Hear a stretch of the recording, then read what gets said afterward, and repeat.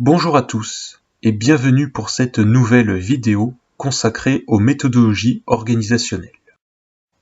Nous avions précédemment vu au cours d'un sombre poème qu'il était possible de dépasser l'opposition entre la préservation au prix de la marginalité d'une part et d'autre part la réussite au prix de la trahison. On a vu que la discipline autogestionnaire était une solution possible. Une nouvelle tactique au service d'un but stratégique autre que le front unique est en effet nécessaire vu que si ce dernier était seulement tourné vers l'extérieur, c'est-à-dire vers les autres organisations, les autres forces, il nous faut en revanche autre chose pour l'intérieur, c'est-à-dire pour notre organisation elle-même. Cette vidéo aura alors pour but de présenter ces principes, mais sans entrer dans des détails qui sont déjà évoqués dans mon article de proposition de nouveau système global. Afin d'unifier le prolétariat dans ses différents niveaux de conscience, d'engagement et de radicalité pour lui permettre d'agir en tant que classe au sein d'une véritable démocratie prolétarienne, il faudra donc que l'organisation fonctionne selon les principes de la discipline autogestionnaire, à savoir le respect strict, homogène et grosso modo sans exception au sein de l'organisation des quelques principes autogestionnaires que voici. Premier principe. La votation démocratique. Premièrement, toutes les grandes lignes théoriques et les actions collectives, ainsi que les élections des postes à responsabilité, seront votées par l'ensemble des militants de la partie de l'organisation concernée par cela. Par exemple, une action locale sera votée par les militants de la section locale en question. C'est la base de la démocratie interne. Deuxièmement, les mandataires seront élus à la proportionnelle des positions exprimées, afin de garantir un minimum de justesse dans la représentation des positions de chacun. Troisièmement, sera mis en place le référendum d'initiative populaire.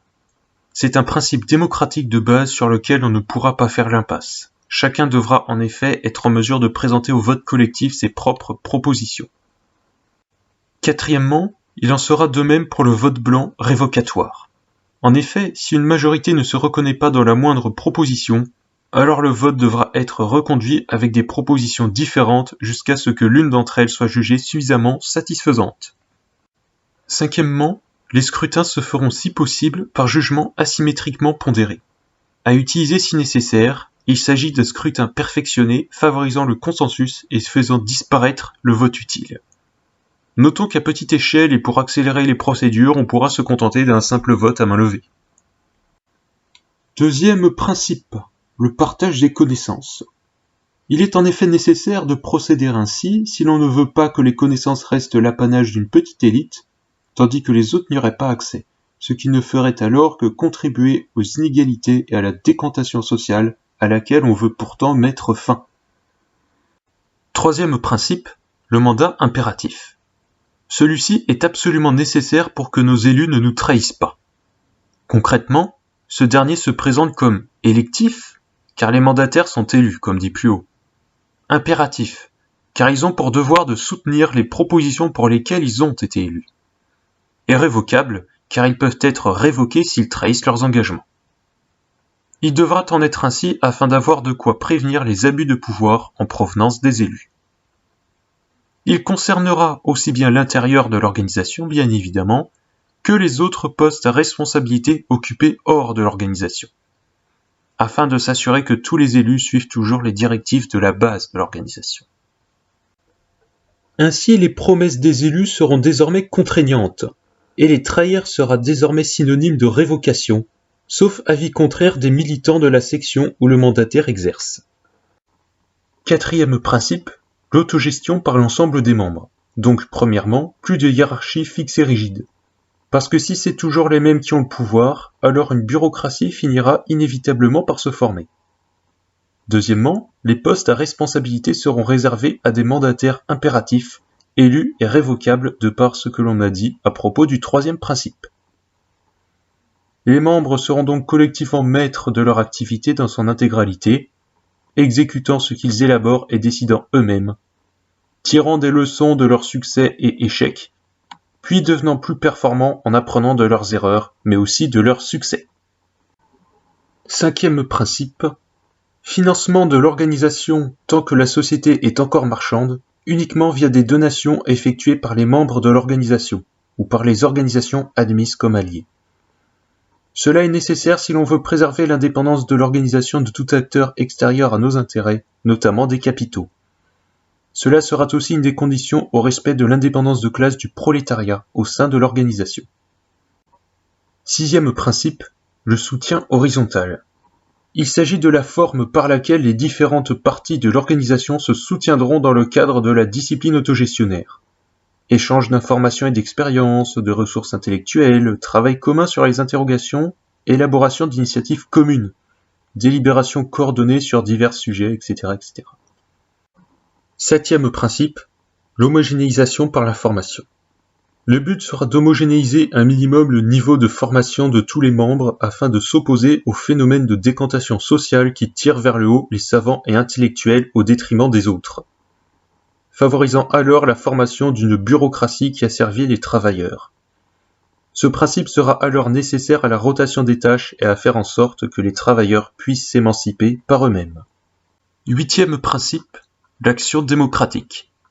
Celle-ci consistera en la réunion de 4 sous-principes. Premièrement, est exigée la liberté totale de discussion et de critique, parce que cela est nécessaire pour que nos erreurs soient repérées en amont de la pratique, dont les sanctions sont d'autant plus impitoyables que la situation est révolutionnaire. Celle-ci se déroulera deuxièmement aussi bien dans l'organisation qu'en public, afin que chacun puisse connaître nos prises de position et afin de montrer qu'il est possible d'exprimer des désaccords au sein de l'organisation. Troisièmement, le droit de fraction sera reconnu, afin de fournir un cadre d'expression aux inévitables dissensions qui, si elles ne pouvaient s'exprimer, causeraient moult scissions. On visera enfin à reconnaître la possibilité pour les différentes fractions d'agir séparément. Elles auront donc le droit d'expérimenter de leur côté. Vous êtes majoritaire, mais je persiste à penser que vous êtes dans l'erreur. Permettez que j'en fasse la preuve pratique, ou que je me convainque moi-même d'avoir tort. Ce mode d'action vise à éviter de tomber dans l'écueil de la tyrannie de la majorité. Il faudra toutefois veiller à ce que les actions parallèles soient en synergie plutôt que de se marcher sur les pieds. Neuvième principe, avant la fin du marché et si nécessaire, les rémunérations seront raisonnables et versées en tant que salaire à vie selon les modalités décrites dans mon article de proposition de nouveau système global.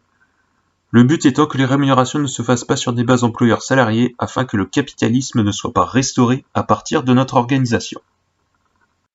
Dixième principe. L'adhésion est réservée à ceux qui ne vivent, premièrement, ni exclusivement d'un gros revenu de propriété directe ou dérivé, sur salaire, et ou de l'exploitation d'autrui à grande échelle, donc interdite à toutes les classes profitantes. Ni deuxièmement en tant que lumpen, c'est-à-dire aussi interdite aux classes parasitaires d'en bas. Elle sera donc réservée aux classes laborieuses. Le but de cette exclusion des classes parasitaires étant bien entendu de ne pas défendre leurs intérêts par infiltration de leurs membres au sein de l'organisation. Onzième principe. Le respect du rôle dirigeant du prolétariat. Donc premièrement, tâche dirigeante réservée au seul prolétariat, qu'il s'agisse de l'intérieur de l'organisation ou de l'extérieur. Deuxièmement, si les revenus de propriété et sur salaire modeste additionnel restent compatibles avec l'adhésion à l'organisation, ils sont incompatibles avec toute fonction dirigeante. Puis troisièmement, indépendance de classe du prolétariat, de ses membres comme de ses organisations, c'est-à-dire non-subordination de notre organisation à toute organisation non fondée sur la discipline autogestionnaire ici décrite. Ainsi que quatrièmement, création, vie et dissolution de l'organisation par et pour le prolétariat. Toutes ces mesures auront pour but que ce soit bien la classe au potentiel révolutionnaire socialiste, le prolétariat, qui détienne le pouvoir au sein de l'organisation. 12e principe, la rotation des tâches.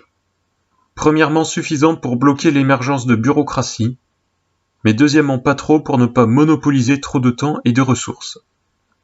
Avec des durées définies troisièmement au cas par cas pour s'adapter aux caractéristiques de chaque tâche. Quatrièmement limitée dans le temps ainsi qu'en nombre pour les postes décisionnaires. La rotation sera ainsi temporelle pour éviter de rester trop longtemps en poste au même endroit de pouvoir. Alternant cinquièmement tâches manuelles, intellectuelles, subalternes et décisionnaires dans différents corps de métier dans l'idéal. afin que nul ne soit plus aliéné à une fonction particulière et que la division du travail ne soit plus celle des individus. Non cumul ni enchaînement des fonctions dirigeantes, enfin pour que la rotation des tâches soit aussi une rotation effective des décideurs et pour que ce ne soit donc jamais les mêmes qui concentrent le pouvoir. La rotation des tâches se fera généralement par simple intervention de postes librement décidés par les concernés. Sauf bien entendu dans le cas des postes décisionnaires, toujours soumis à un vote. Pour gagner du temps, on pourra toutefois décider à l'avance de plusieurs renouvellements par scrutin si nécessaire. 13e, il faudra viser la polyvalence des membres, c'est-à-dire faire en sorte que la rotation des tâches se fasse aussi en effectuant différents types de tâches dans la journée, afin de maximiser l'efficacité de la rotation des tâches.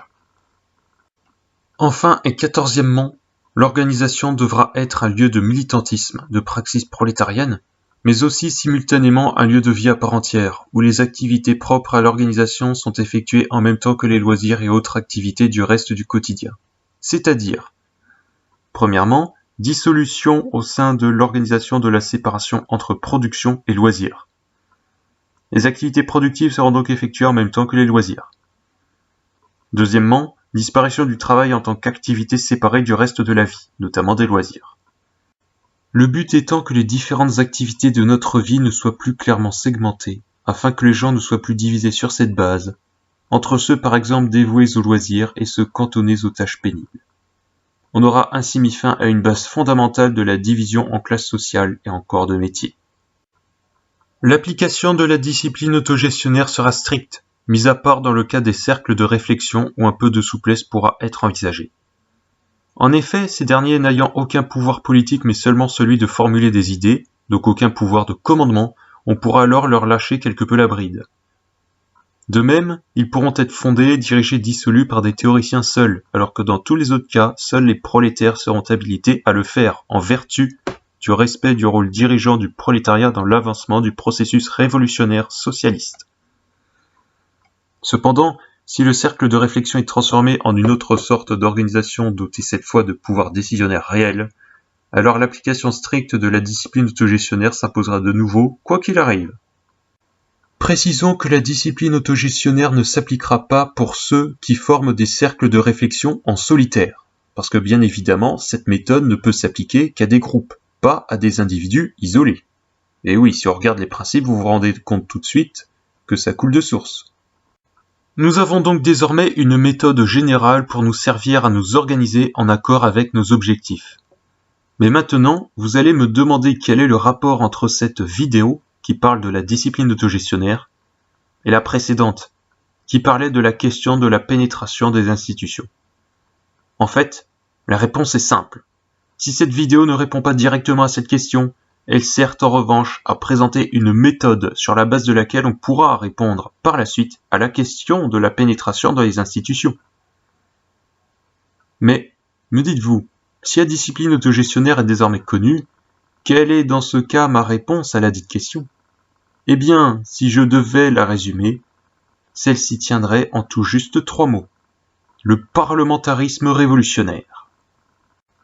Mais bien évidemment, comme cette vidéo-là va s'arrêter, je devrais attendre la prochaine pour en parler. Au revoir.